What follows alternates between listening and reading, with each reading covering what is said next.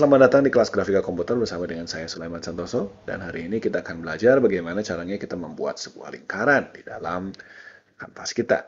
Oke, kita langsung aja ya.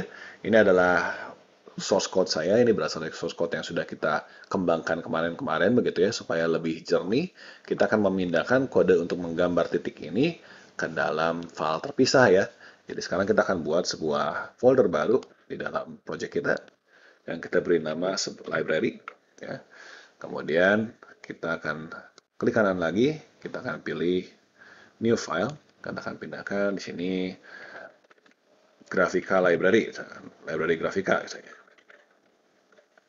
.gs, graphicalib.gs. Nah, kita akan pindahkan di sini functionnya aja dari gambar titik ke graphicalibs ini ya. Function ini aja ya, kita pindahin aja. Dan kemudian untuk menginclude-nya kita akan tambahkan di dalam head file HTML kita ya. Kita pindahkan file HTML kita. Lalu kita kembali ke head-nya. Dan kita akan tambahkan script source di sini lib/graphicalibs.js. Ya, jadi sekarang kita bisa menggunakan si fungsi gambar titik ini tanpa kita perlu pasang dia di dalam coding kita sehingga coding kita jadi lebih simple gitu ya. Kita tambah aja, kita cobain aja di sini gambar titik.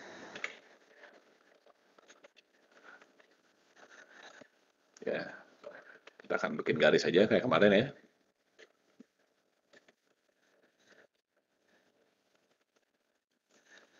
Ya. XY-nya di 100 plus I 100,255,0. Ya, kita coba jalankan saja. Dan kita akan punya sebuah garis sama seperti biasa. Oke, nah kemarin kita sudah belajar bagaimana cara kita membuat sebuah garis, baik itu garis mendatar, garis ke bawah, menurun, atau garis yang miring-miring begitu. Tapi kita belum belajar bagaimana kita bisa membuat sesuatu yang melingkar. Nah, untuk pertemuan kali ini kita akan belajar bagaimana cara kita bisa membuat sebuah lingkaran. Jadi kalau misalkan di dalam HTML5 di konteks kita bisa menggambar elips. Di sini kita mau tahu bagaimana caranya atau apa sih yang terjadi di belakang layar ketika kita memanggil gambar elips. Oke, ini adalah gambar sebuah lingkaran. Jadi kalau Anda ingat di video yang sebelumnya, kalau kita butuh sebuah garis, kita akan buat garisnya dengan cara kita tambahkan per pikselnya ya. Setiap piksel kita tambah titik-titik sampai sebuah garis terbentuk. Gitu. Di sini biasanya kemarin kita punya Y-nya ditambah misalkan dengan 1, X-nya ditambah dengan something. Begitu kan, itu yang kita lakukan di pertemuan minggu lalu. Nah, tapi untuk lingkaran harus bagaimana kita, misalkan begitu ya. Karena di sini ternyata penambahannya sedikit aneh begitu ya. Nah, di dalam programming, kalau misalkan kita melihat sebuah pola seperti ini, maka sebenarnya kita harus cari tahu apa sih yang jadi kesamaan daripada titik-titik ini. Apa yang bisa kita pakai sehingga kita bisa menentukan titik berikutnya di mana. Nah, ada kesamaan dari semua titik ini. Kesamaannya adalah dia punya jarak yang sama antara titik itu dengan garis tengah seperti ini. Titik yang ada di sini, titik yang ada di sini, titik yang ada di sini, semuanya punya jarak yang sama ke tengah. Karena itu jari-jari lingkaran ya. Bila demikian berarti kita akan punya jari-jari yang sama di titik manapun kita berada. Ya. Nah, kalau kita tahu dari pelajaran matematika gitu ya, kalau kita belajar Pitagoras gitu, kita tahu, saya akan hapus dulu semuanya, kita tahu bahwa kalau misalkan kita punya sebuah titik di sini, ya, maka si titik tersebut ini R-nya adalah R kuadrat sama dengan X kuadrat ditambah dengan Y kuadrat. Betul ya? Ini X, ini dan Y. Maka kita bisa bilang bahwa si Y-nya itu adalah Y kuadrat ya, adalah R kuadrat dikurangi dengan X kuadrat. Maka Y adalah akar daripada R kuadrat dikurangin X kuadrat. Ini bisa plus minus ya. Ini bisa plus, bisa minus. Nah, kalau kita punya seperti ini, maka kita tinggal langsung jalan aja seperti kita punya persamaan yang kemarin. Kalau kemarin berarti kan X sama dengan X plus 1.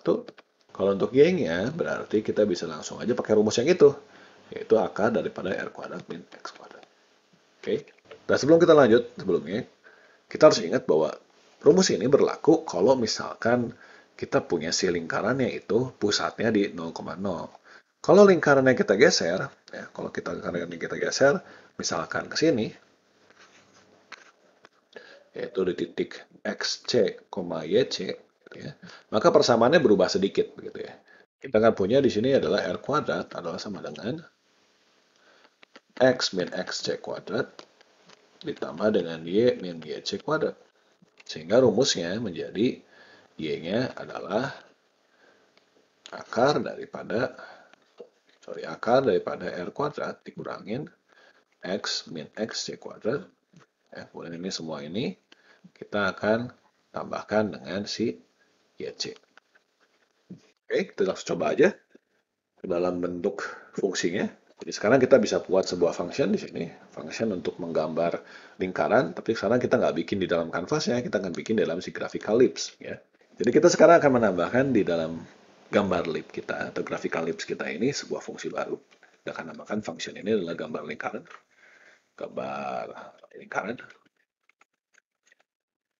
Gambar lingkaran ini menerima image data temp. Dia akan menerima titik pusat x-nya, titik pusat y-nya, radiusnya berapa, kemudian RGB-nya, warna daripada garisnya. Oke.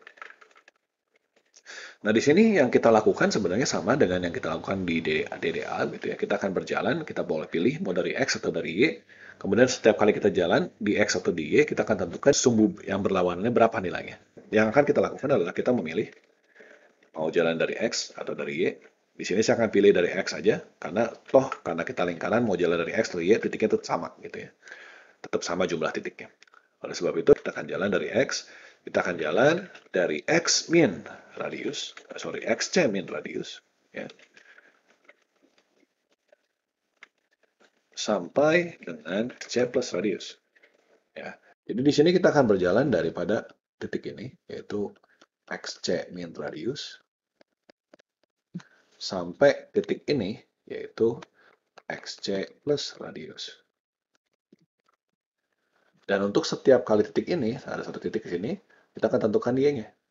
Di sini kita akan tentukan y-nya, di sini kita akan tentukan y-nya, di sini kita akan tentukan y-nya, di sini kita akan tentukan y-nya, dan kalau kita sudah sampai ujung, harapannya sih sudah terbentuk sebuah lingkaran, gitu ya. Ya, anggap aja itu lingkarannya.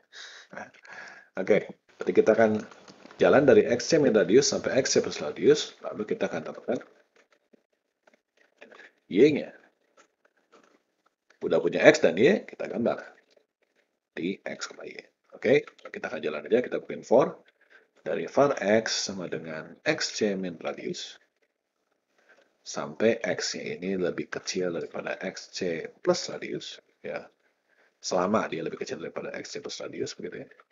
X-nya plus, ya, kita akan tambahkan 1 aja dulu. Ya. Lalu di sini kita akan tentukan Y-nya berapa. Di sini Y-nya adalah YC ditambah dengan square root, ya, akar daripada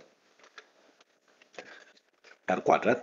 R kuadrat kita pakai metode PAW aja ya, radius pangkat 2, ya, dikurangi dengan di sini metode PAW lagi daripada di sini X min XC pangkat 2. Ini rumus yang tadi ya, akar daripada R kuadrat dikurangin X min XC kuadrat. Ya.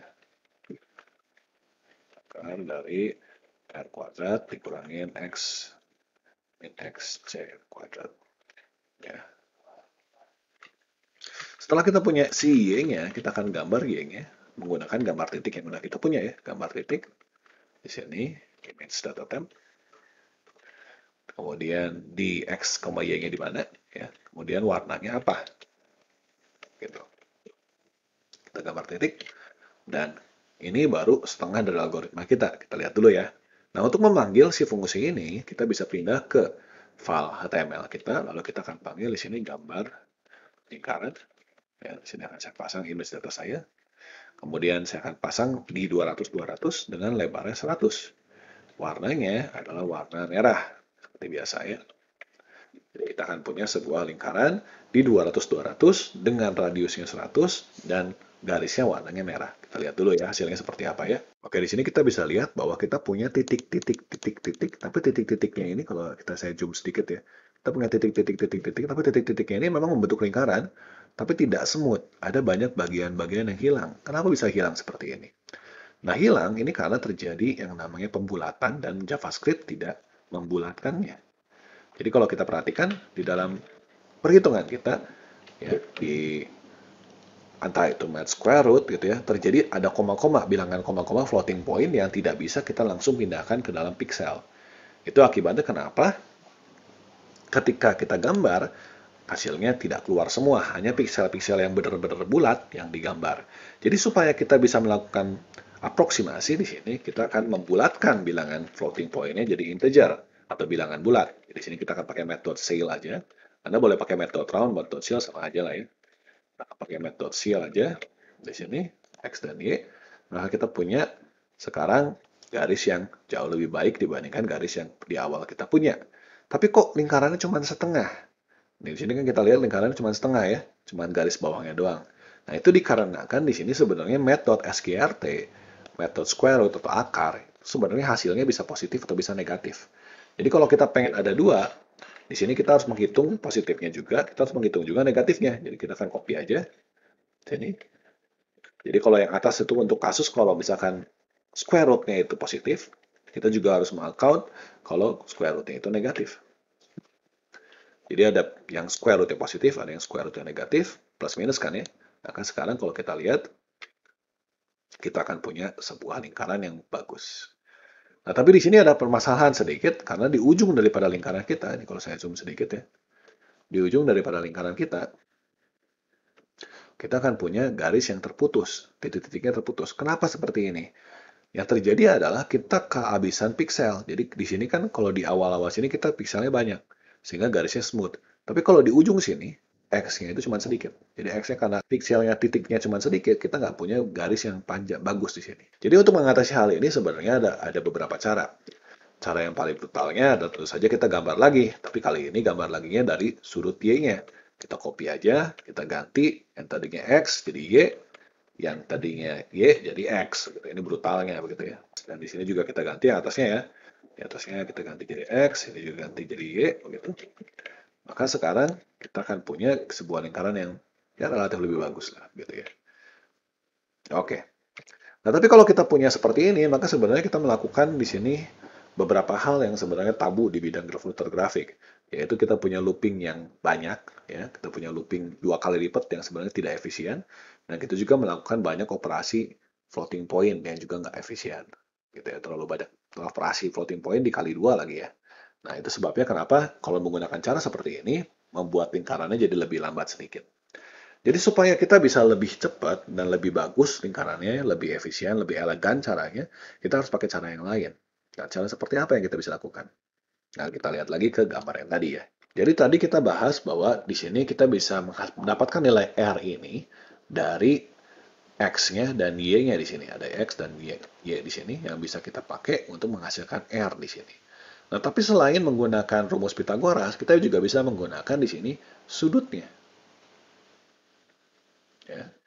Jadi kalau kita ingat trigonometri sedikit begitu ya, kita bisa dapatkan di sini bahwa X di sini adalah R dikali dengan cos daripada theta. Dan Y adalah di sini dikali R dari sin theta. Karena sin itu kan adalah Y per R, kalau diingat ya. Sin theta itu kan adalah Y per R. Dan cos theta adalah X per R. Ini kalau masih ingat sama trigonometri ya. Kalau kita kalikan ke sini berarti Y, kalau kita kalikan ke sini dapatnya X gitu ya. Jadi kita punya rumus seperti ini. Ya.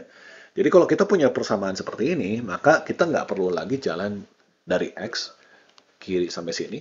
Nggak perlu dari X min radius sampai X plus radius, tidak perlu. Tidak perlu juga jalan daripada Y min radius sampai Y plus radius, nggak perlu. Tapi sekarang yang kita lakukan adalah kita jalannya, sudutnya yang jalan. Jadi sudutnya yang kita putar. Kita perbesar sudutnya. Tetanya yang kita plus. Misalkan tambah 1, misalkan aja ya. Tambah 1, maka nanti kita akan tentukan X-nya berapa, Y-nya berapa. Jadi kita akan loopingnya berdasarkan si sudutnya. Begitu ya, itu cara kedua yang kita coba. Mari kita cobain. Jadi sekarang saya akan bikin lagi sebuah fungsi baru. Ini ada fungsi gambar lingkaran, kita akan bikin satu lagi function. Ya, lingkaran polar. Karena yang tadi kita pakai adalah koordinat polar namanya. Karena polar ini kita akan punya hal yang sama, image.temp juga. Kemudian xc sama, yc sama, radius juga sama, RGB-nya juga sama. Oke, nah kita sudah punya seperti ini. Maka sekarang kita akan lakukan looping dari var theta adalah 0 ya, sampai tetanya ini lebih kecil dari math.p kali 2. Dari sini math.p ini adalah 360 derajat ya. Kemudian kita akan tambahkan tetanya ini dengan 0,1. Jadi kita nggak nambahin satu-satu karena mungkin sudutnya jadi terlalu sedikit ya. Kita akan tambahkan 0,1 aja. Jadi kita punya theta dari 0 sampai dia math.p kali 2. Ya, math.p kali 2 360 derajat kalau di sudut radian begitu ya. Karena sin dan cos di dalam JavaScript itu dimana sudutnya radian. Oke. Berarti sekarang saya akan tentukan x-nya adalah radius dikali dengan math.cos daripada theta. Oke. Y-nya adalah radius dikali dengan math.sin daripada theta. Oke. Kita udah dapat X, kita dapat Y, langsung aja gambar gitu kan. Kita gambar titiknya di image.temp, koma, nah sekali lagi kita harus buletin ya, cell.x, cell.y, ya, kemudian kita akan punya RGB di sini. Oke, jauh lebih sederhana ya. Nah, kita belum selesai di sini, tapi kita harus tambahkan di sini, di X-nya ini adalah XC plus radius, dan di sini adalah YC plus radius. Karena kalau kita nggak tambahkan, berarti kita anggap bahwa sudut titik pusatnya itu adalah di 0,0, gitu. Padahal kita pengen di tempat yang lain. Nah, kalau kita sudah punya seperti ini, kita bisa panggil lingkaran polar kita. Nah, di sini kita akan pasang aja. Di bawah gambar lingkaran kita akan pasang lingkaran polar. Di image data saya. Kita akan pasang di yang sama, cuman kali ini kita punya dia punya warna yang berbeda. Dan radiusnya sedikit lebih kecil. Oke, kita lihat aja hasilnya ya. Nah, di sini kita bisa lihat bahwa sebenarnya kalau kita lihat di sini, kita punya lingkaran yang hijau, tapi bentuknya masih titiknya jauh-jauh gitu ya. Oleh sebab itu, kalau kita pengen lihat di sini, yang salah adalah kita punya theta ini nambahnya 0,1. 0,1 untuk sudut nambahnya terlalu sedikit, sampai 360 kan ya. Jadi kalau misalnya kita pengen lebih bagus lingkarannya, kita bisa perkecil dia, jadi sampai 0,05 gitu ya, 0,05. Kita bisa lihat hasilnya lebih dense. Kalau kita jadikan dia 0,01, dia akan punya lingkaran yang lebih bagus. Seperti ini. Nah, kalau pengen kita lebih efisien lagi untuk lingkaran polar itu, kita harus ingat bahwa sebenarnya sampai sudut 45 derajat itu, kita bisa mendapatkan x, y. Kita juga bisa langsung menggambar x, min y. Kita bisa langsung menggambar y, min x, dan seterusnya. Jadi sebenarnya kita nggak perlu looping sampai 360 derajat untuk mendapatkan lingkaran full. Tapi kita cukup looping sampai 45 derajat aja, ya, pi bagi 4, ya. Pi bagi 4, dan kemudian kita langsung gambar ke 8 titik sudut. Nah, di sini kita cukup menggambar 45 derajat aja sampai sini. Untuk setiap titik, misalkan di sini, saya akan gambar 8 titik sekaligus. Saya maju lagi, saya akan gambar lagi 8 titik sekaligus. Dengan persamaan seperti ini. Jadi kita gambar x, y, kita gambar y, x, kita gambar min y, x, min x, min y, dan seterusnya. Gitu ya. Jadi kita bisa menghemat persamaannya dengan cara kita membagi sudutnya hanya 45 derajat, tapi kita gambar langsung 8 titiknya. Oke, ini kalau kita pengen membuat sebuah lingkaran seperti ini. Nah, kalau kita pengen mengembangkan rumus kita menjadi rumus elips, kita bisa mengembangkannya seperti ini kalau rumus elips ya. Ini kalau rumus yang Pitagorasnya ya. Tapi kalau kita pengen pakai rumus yang polar, dia rumusnya persamaannya seperti ini. Jadi sebenarnya persamaan untuk elips dan persamaan untuk lingkaran itu cuma beda-beda tipis. Jadi kita lihat di sini perbedaannya adalah di sini. Kalau di dalam elips kita punya radius yang berbeda untuk x dan untuk y. Cosnya sama, sinnya sama, tapi radiusnya berbeda di sini. Kita coba aja ya. Kita akan bikin hal yang sama. Di sini. Kita ganti jadi elips polar. Tapi di sini kita punya radius x, ya. Dan kita punya radius y. Jadi sekarang di sini kita punya radius x dan kita punya radius y. Bedanya di situ aja. Kita punya pengalinya ada radius X dan radius Y. Kita coba ya. Oke, sekarang di dalam kanvas kita akan gambar lagi ellipse polar. Ya, dengan image data saya. Di 200 juga. Nah, kali ini kita punya dua buah radius. Jadi kita punya radius 150 untuk X dan kita punya radius 50 untuk Y. Ya. Dan kita akan gambarnya biru supaya beda ya. Oke, sekarang kalau kita lihat hasilnya kita akan punya sebuah elips yang mendatar seperti ini karena kita punya radius untuk X-nya 150, radius untuk Y-nya 50. Nah, ini adalah cara kita bisa menggunakan elips. Nah, sebenarnya dengan persamaan lingkaran, kita juga bisa membuat bentuk-bentuk yang lain-lain gitu ya. Kita bisa membuat bentuk seperti ini, misalkan dengan cara di sini yang kita perhatikan, si radiusnya itu adalah dikalikan dengan sudutnya.